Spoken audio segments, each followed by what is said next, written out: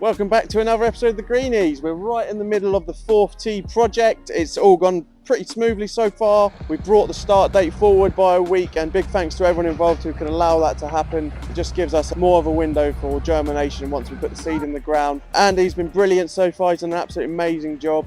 He arrived on Monday, but we had a little bit of delay of the kit coming in.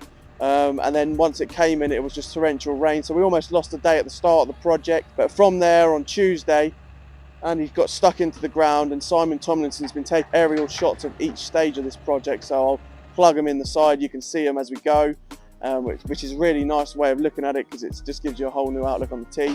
The first, say, 3, 4, 5 days were earth movement, so that is a really important part, getting that earth movement nice and compact, getting your shape of your tee. And Ben from CDG has been up on multiple occasions, just making sure we're happy with the way the tee is shaped towards the hole. And as you look at the hole, we had some issues as we removed soil from the old metal tee. It was built a long time ago, plenty of like big boulders under there, and as you pull a boulder on, you'd have a pocket of air with some wet soil underneath, and that soil was really wet. So as he was reinstating the soil in the new position, we had a back section of this back right corner where it was really wet. So after he completed it and leveled it all off, he felt it was necessary to take that extra soil out and replace it with some drier stuff, which was a very good decision in the end, and a big shout out to Andy for doing that. We've also added some additional drainage at the back right of the tee, just to keep that area nice and dry when it rains, and make sure that's well protected via that.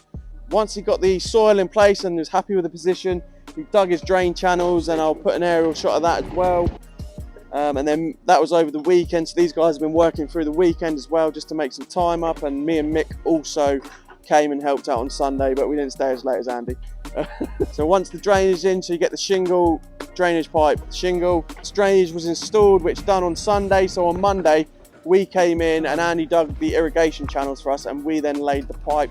We've laid about 220 metres of pipe, and it goes from the valve box, which is just at the front of the original path, and it comes to this front corner where you'll see down on the dumper is, and it's a T-junction, and it's complete closed loop with 2 valves. What that will do is give the tee a decent amount of pressure. We've got 2 valves on there as well, because we've got to go a long way around to get water to the head. So closed loop, ideal pressure, and there'll be no issues with performance on this tee. We had to cut pipe and put joints in place where we reached corners, and it was a really great learning experience. We thoroughly enjoyed doing it, and it was nice and mentally challenging. Once that pipe and all the joints are in, then backfilled pipe in certain areas where we're going to position our sprinkler heads. We had to leave a little bit, and what we do is we drill into the pipe, put the saddles on, then in goes your swing joint with some PTFE tape as well, and then sprinkler onto swing joint. And now Andy's started getting, as you'll see, there's a layer of root zone on. He wants to get that root zone on whilst it's dry, because once it rains it becomes a very messy job. So once Andy is happy with his levels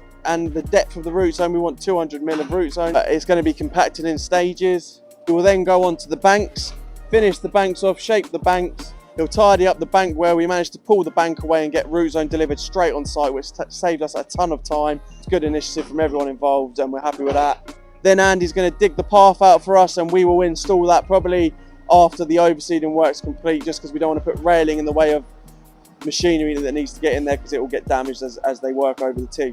In terms of timeline to finish this project, Andy's looking to be off-site on Thursday, but if he needs to come back on Friday, maybe Saturday, Sunday, he will. To leave the area tidy, we've got a lot of tidying up to do around the outside and on the area of grass over there. And then on Friday, we fit our valve assembly, so we've left 2 pipes overhanging with some boards on top, and they'll just come and plumb that all in for us, and that'll be ready to go and test once that's done. And then the following Monday, we've got finisher coming in to finish off the tee. So they will laser level the tee to make sure that 1% fall from back to front is 100% right, and they'll just go around working it out, and it all automatically levels the tee off for you. And then we will overseed and put our germination sheets down, and then that is pretty much it for the tee surface as well as the banks. And then just to finish off, we will install the path railing, lay the path, and I think that's about it, isn't it? And I guess that's about it, and then it's a case of growing in the tee. As always, thank you so much for watching. If you have any questions, fire an email to the management committee or to myself, and thank you as always for all your support.